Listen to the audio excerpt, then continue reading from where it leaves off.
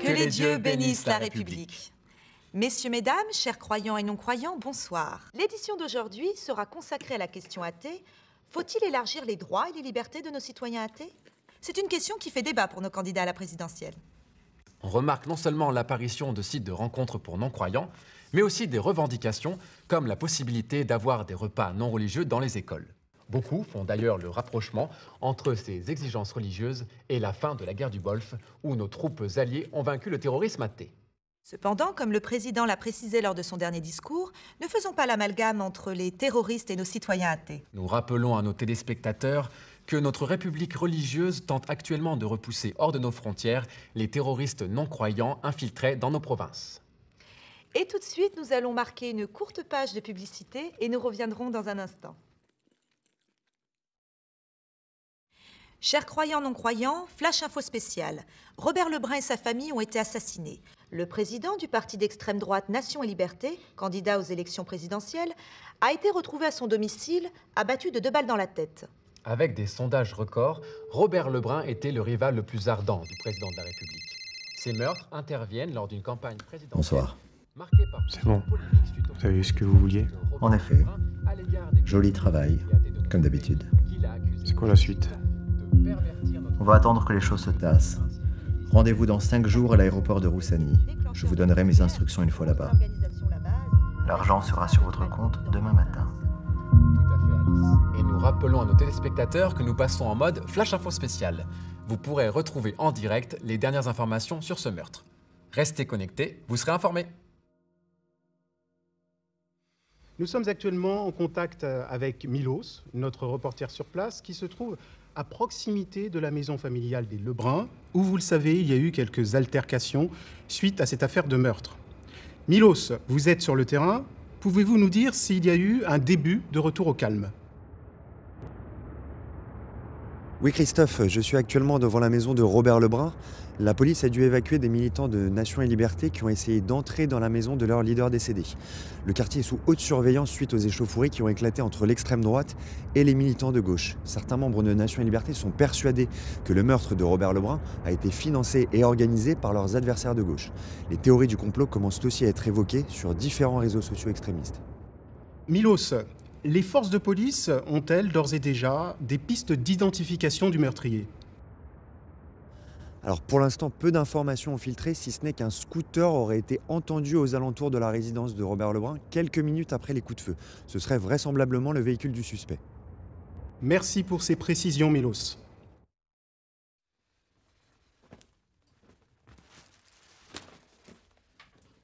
Flash info spécial. Massacre dans une école républicaine. Des parents et des enfants ont été mitraillés à la sortie d'un établissement scolaire situé dans la banlieue de Karmouk. Aucune piste n'est encore précisée, mais les forces de police mènent l'enquête sur cet attentat. Le mot carnage est largement usité par les témoins de ce crime. Aucune revendication n'a encore été faite. Nous vous tenons informés très vite quand nous en saurons plus sur cet événement.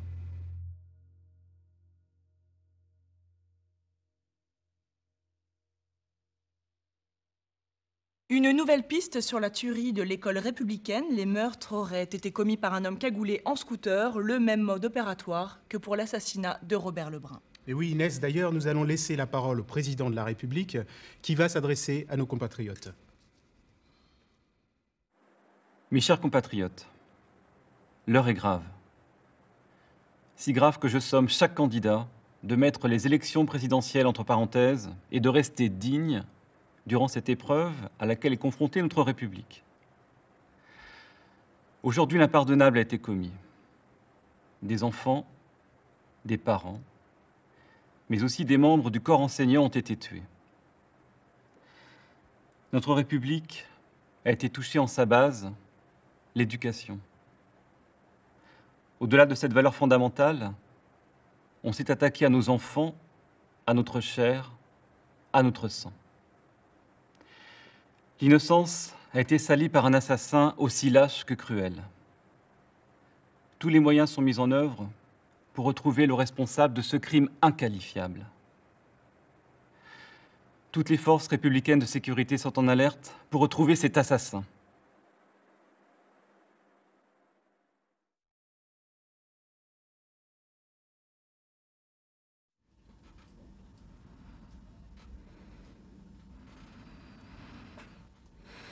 Rebondissement dans l'affaire du tueur au scooter. L'assassin se nommerait Édouard Durand, un terroriste recherché par nos services de renseignement.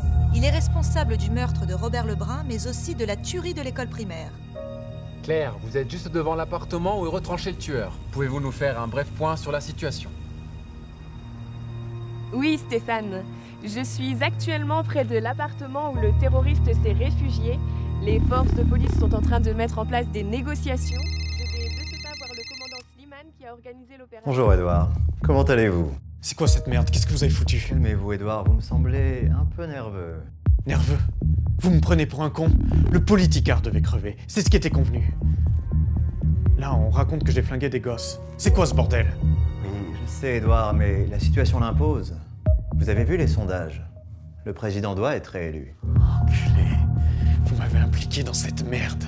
C'est quoi la suite de votre plan, espèce de tortue? Voyons Edouard, un professionnel comme vous devrait le savoir.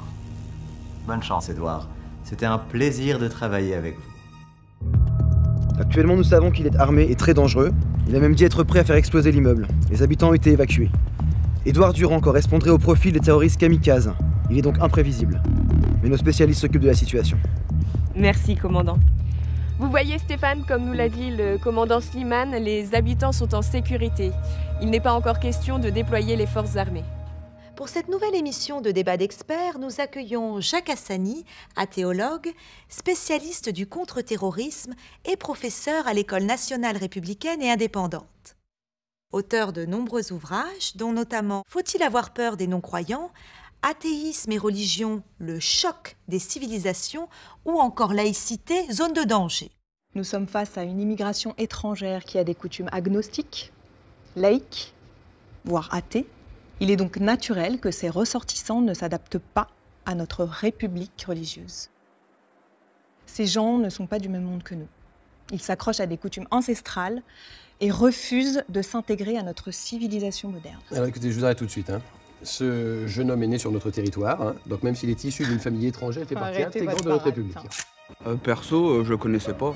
Je l'ai croisé 2-3 fois, c'est tout. C'était un mec qui traficotait par-ci par-là, je pense, mais après, j'aurais jamais pensé qu'il puisse tuer quelqu'un. Il était très gentil, très poli, très discret.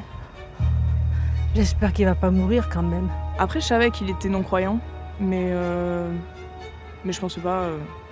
Enfin, après, moi, je juge pas les gens, quoi. En tout cas, maintenant, on sait qui il est et de quoi il est capable. J'arrive pas à croire que ce soit lui qui ait fait. Il me portait toujours mes sacs de course quand j'étais chargée. Oh, vraiment? Non, moi je dis, faut ficher ces gens qui croient en rien, les surveiller, voire les enfermer. Et je me retiens. Merci, monsieur. Voilà, c'est tout ce que je veux dire. Convertissons-les de force ou notre civilisation disparaîtra. Convertissons-les de force. Mais c'est absurde. Enfin, En quoi c'est absurde? Mais parce que notre société religieuse a toujours été tolérante envers ses citoyens non-croyants. Regardez le résultat de votre tolérance. C'est même plus de la tolérance, c'est du laxisme. Est-ce que vous allez faire mieux, vous? Cet homme a effectivement grandi dans des zones athées. Je pense qu'on peut y voir une recherche de sens et de reconnaissance dans une société où le plus haut personnage est Dieu. Le chef de notre parti s'est fait tuer. Oui, Des écoliers se sont fait massacrer. Alors d'abord, je ne vous permets pas d'utiliser un événement tragique comme celui-ci pour le dénaturer et l'amener à votre... Au bord de la guerre civile. Professeur, actuellement, ce terroriste est enfermé chez lui, cerné par la police. Quel échappatoire lui reste-t-il? L'attentat suicide? Nos équipes d'intervention tentent de lui soutirer des informations sur son groupe. Mais aucun des partisans de la base ne s'est rendu vivant. Ou alors, c'est une nouvelle stratégie. Mais cela sera une première dans l'histoire du terrorisme. Eh bien, merci beaucoup, professeur, pour cette belle intervention. Tout de suite, nous allons marquer une courte page de publicité, puis nous reviendrons dans un instant avec l'émission Art Déco, comment poser son placo.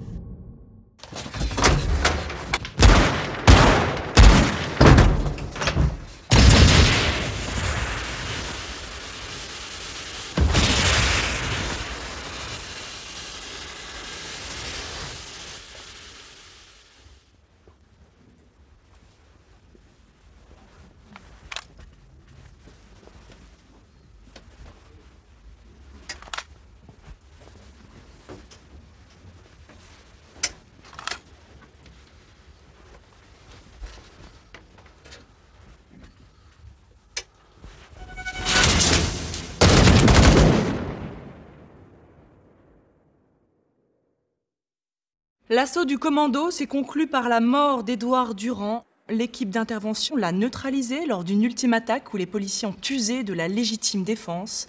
Mais il est encore tôt pour commenter cette affaire, nous en saurons plus dans les jours qui viennent.